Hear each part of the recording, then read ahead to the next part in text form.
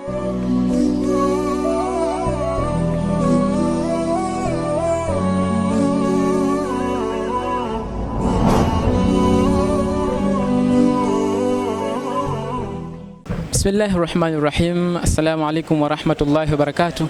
Alhamdulillahi rabbil alamin wassalatu wassalamu ala rasulillahi sallallahu alayhi wasallam. Ama baad, baada ya kumshukuru Mwenyezi Mungu Subhanahu wa Ta'ala na kumtakia rehema na amani mtukufu wa daraja kipenzi chetu mtume wetu Muhammad sallallahu alayhi wasallam. Na hii leo ni Ramadhani ya 26 katika mwaka huu wa 2026 pia.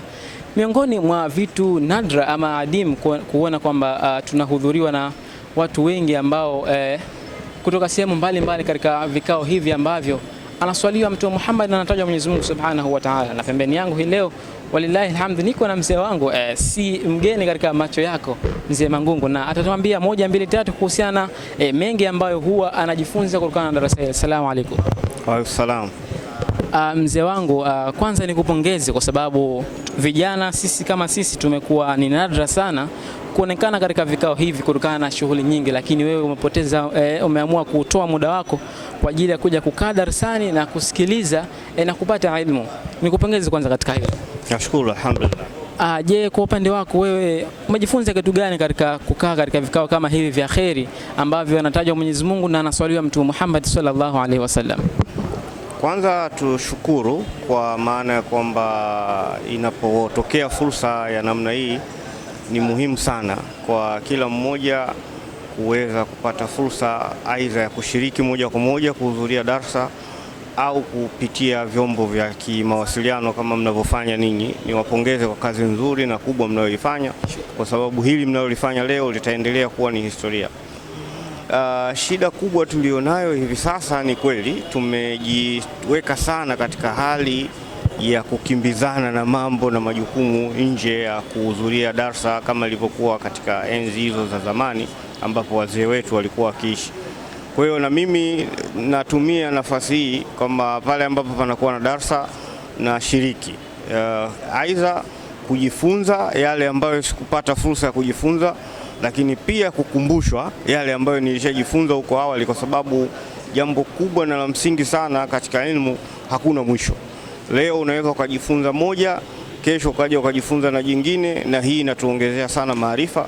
Kwa hiyo mimi nashukuru nimeweza kupata fursa leo kuhudhuria darasa hii, kama ambavyo ninapata fursa kuhudhuria darasa zingine katika maeneo mengine mbalimbali.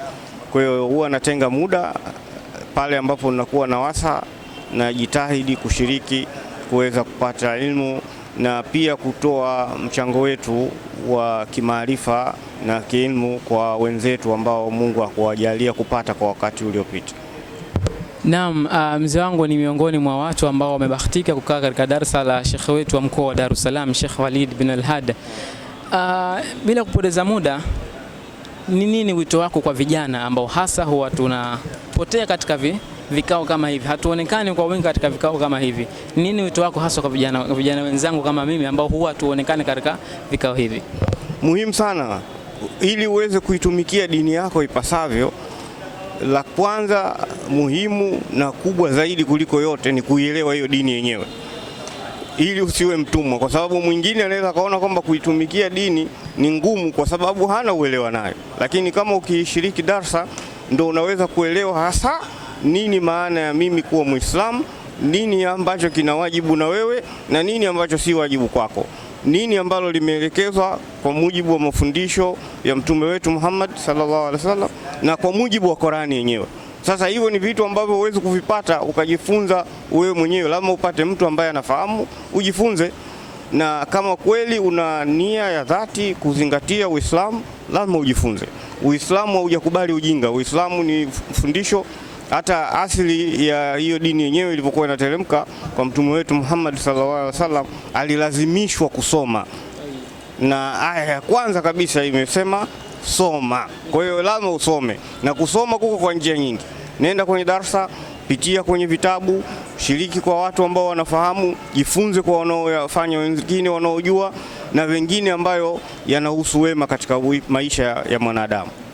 Naam, basi nisikuchoke sana mzee wangu, nikushukuru sana kwa time yako. Natumaini tutakuwa pamoja hasa katika darasa zingine zinazofuata inshallah. Shukrani sana. Naam, huyu alikuwa ni mzee wangu, mzee Mangungu, na tunapigia mstari hapo kwamba dini haikubali ujinga. Jitambue, badilika, acha mazoea. Langu jina ni Ismail Rashid. Usisahau kusubscribe, kulike na kutuachia maoni yako katika comment. Asante na uwe na siku njema.